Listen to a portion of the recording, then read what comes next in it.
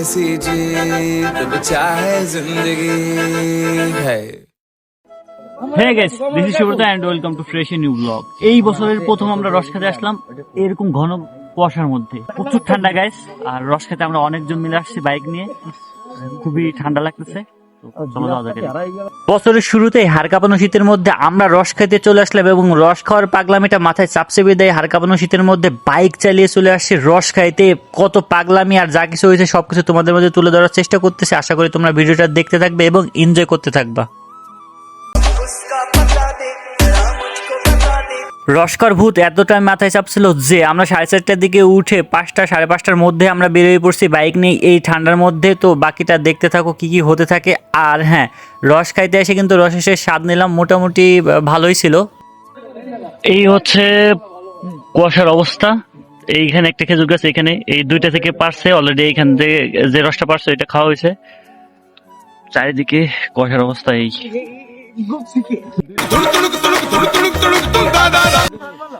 সবাই এখানে রস খাওয়ার জন্য ভিড় করছে। আমরা অলরেডি এই গাছের রস আমরা অনেক সকালে, আরো সকালে খাওয়া গেছে। বেগ এরকম লাগলো রস? ভালো লাগছে। মিষ্টি না পাইছে? মিষ্টি টক ঝাল মিষ্টি। আমরা যেহেতু অন্ধকার থাকতে এসে রস খাওয়া শুরু করছিলাম, সেই ক্ষেত্রে সবার রস খাওয়া শেষ হয়ে গেছে এবং 4টা হাঁড়ি কিন্তু এখানে আনছিল টোটালি।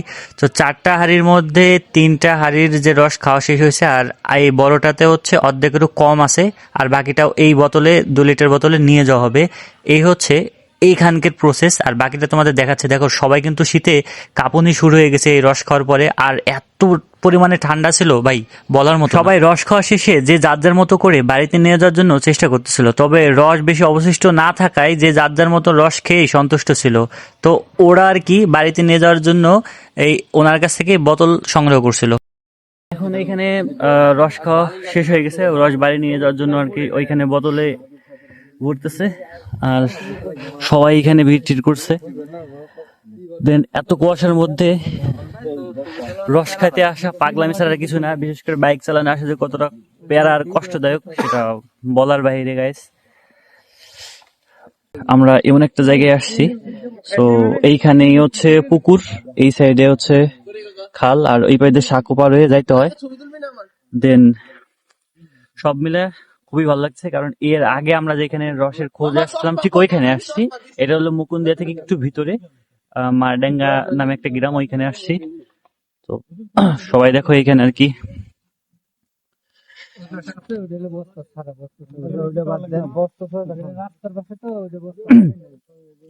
তবে একটা জিনিস বলি তোমাদের, এইখানে রস কিন্তু উনি খুবই সেফটি সহকারে, মানে রসের হাড়িটা ঢাইকে রাখে যাতে বাদুর আরো কোনো পাখিটাকে মুখ না দিতে পারে। এই জিনিসটা খুবই ভালো লাগছে।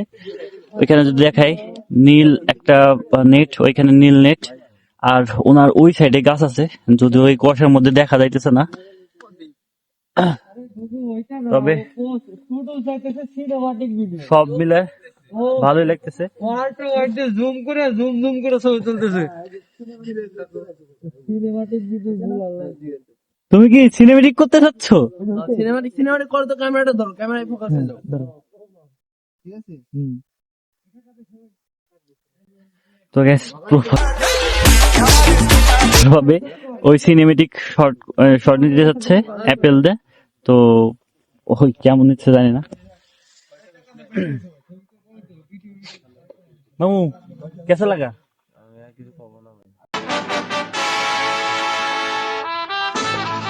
অবস্থা খারাপ।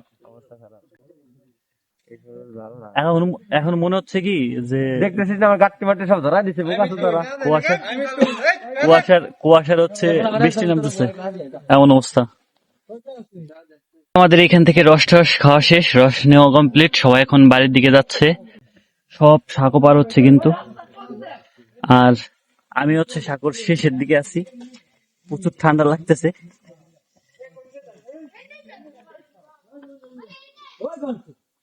ভাই লোক,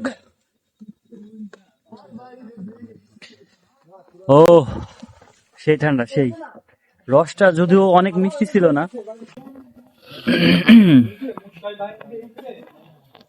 এত প্যারাই নিয়েছি শীতের মধ্যে রস খেয়ে আসলাম। শীত তো শীতের ভিতরে তো রস খাইতে হবে। প্যারাটা কেমন লাগলো, সব মিলে রস কেমন লাগে সেটা কর। রসটা কি ভালো ছিল না, কারণ মানে একটু পাইছে 1 নাম্বার না 2 নাম্বার কাটবে তো, এর জন্য মানে মিষ্টি ছিল। প্রথম দ্বিতীয়বার কাটা ছিল, এই জন্য হচ্ছে আমরা তেমন একটা মিষ্টি পাইনি, রস কোনো ফিলই পাইনি।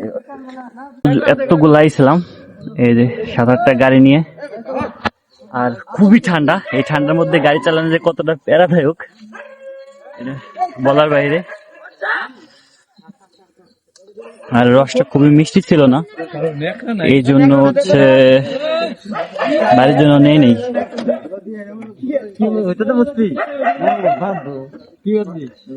হাতে নিস কপালে একটু বাড়ছে এখন। কে কয় গ্লাস খাইছিস?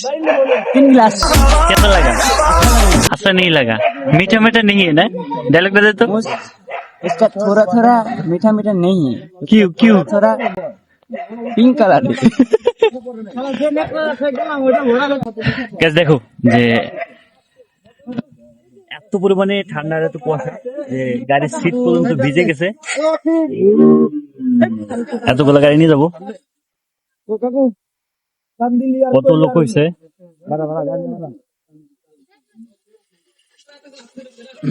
ঠিক 3 বছর পরে এখানে এসে রস খাইলাম। 23 সালে আসলাম আর এখন 26 সাল, 2 বছর শেষ, 3 বছর রানিং।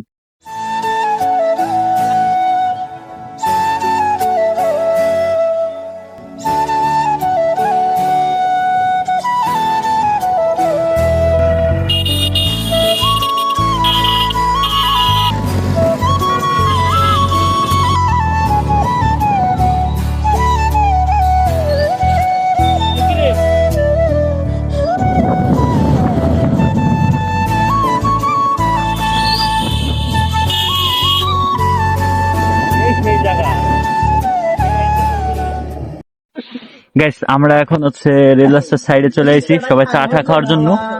আর এখন এই শীতের মধ্যে আমরা ওইখান থেকে রস খেয়ে চলে আসছি রেল রাস্তার সাইডে চা খাবো বলে। পুরো শীতের প্রোটেকশন নিয়ে এসেছি, কিন্তু এই গাড়ি চালা এইখানে আসতে ভাই কতটা কষ্টসাধ্য ব্যাপার হয়েছে। অলরেডি অসীমে হচ্ছে বাইকের তেল শেষ, তো তারপরে আমরা এখানে আইছি। মামু কেসা লাগা? अच्छा लगा। রস রস और नहीं जी बोलिर रस। তো যাই হোক ভাই, আমরা এখন এই জায়গায় আইছি শীতের পুরো প্রোটেকশন নেওয়ার পরও প্রচুর ঠান্ডা লাগছে। তো এখন দেখি এখানে চা টা খাওয়া যায় নাকি। ঠিক আছে, এই শীতের সকালে যারা চা প্রেমী আছে, চা খাইতে তাদের কাছে হয়তো ভালো লাগে। সবকিছু মিলে রস টস খেয়ে আসার পরে ভাবলাম যে সবাই মিলে এখানে একটু চায়ের আড্ডা দিচ্ছিলাম। তো এখন রেল রাস্তার সাইডে দাঁড়ায়া লেমন চা, মোটামুটি ভালোই, একটু মিষ্টি বেশি, বাট কুয়াশাটা গাইস দেখো।